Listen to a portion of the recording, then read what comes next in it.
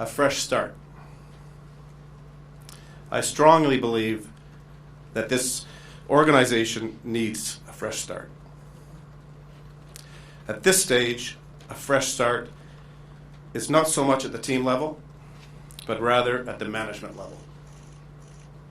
On the ice, we have a team that is a lot better than the results show. Many components that amazed us last summer will be back soon. But equally as important, we've made 45 draft picks in the past 5 years since our reset. And we have 11 more coming in Montreal this year. It is essential that we structure our organization around properly developing this group of talent. The new management team will be responsible for evaluating our current team and how we can improve moving forward. I watched all of you last night and read your articles this morning. And to save the question, this decision to restructure the leadership of hockey operations has nothing to do with my role as president. In the past, Mark was accountable for hockey performance.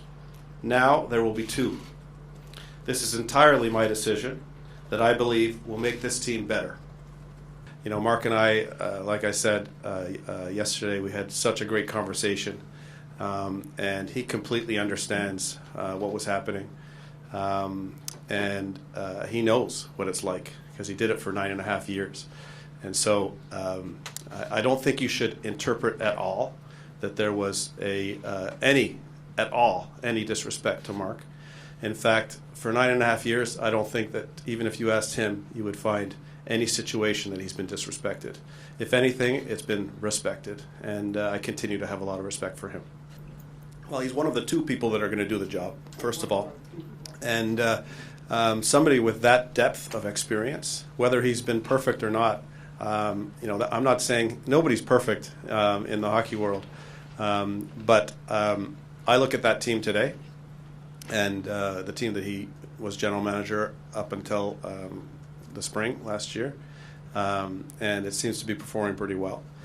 So there must have been some things that he did right. But I think when you do your research on Jeff Gorton, you find that he has a very good reputation, not only as a person, but as a general manager and as somebody who can build relationships. And when I met with him, I was thoroughly impressed. And when I talked to other people in my circle about him, there were nothing but positive things to say about him. So I think we're all going to really like to have him here. It'll be a breath of fresh air, and like I said at the beginning, a fresh start is really important to me, and we're going to do that. I know you touched on this a little bit, but if Jeff Gorton and whoever the new GM is, if they decide that they look at things and the best course of action is a complete rebuild, would you support that? And do you think the fan base would support maybe losing for 2-3 years or whatever that's been?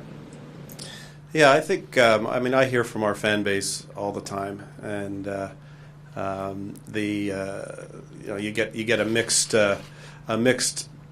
group of comments from the fan base, but regardless of what decision they want to bring to the table, I'll be supportive if it's the right thing for the Montreal Canadiens to be a great team in the long term.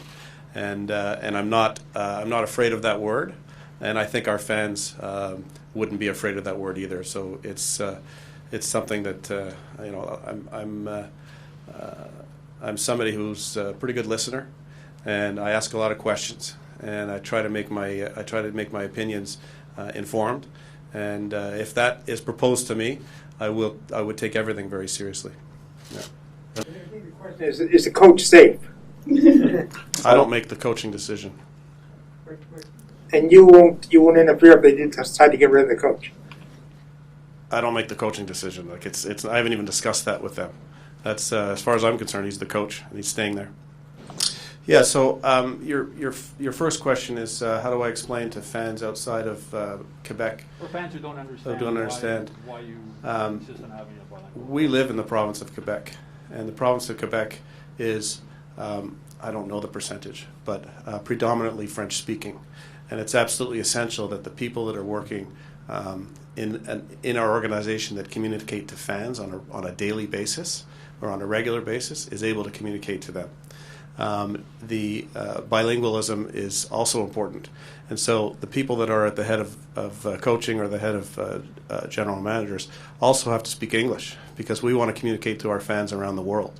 And that's one of the unique things about this market that we have to appreciate. And that's why we do this, because in our own market, we have to respect the language, and both English and French, but we have fans all over the world.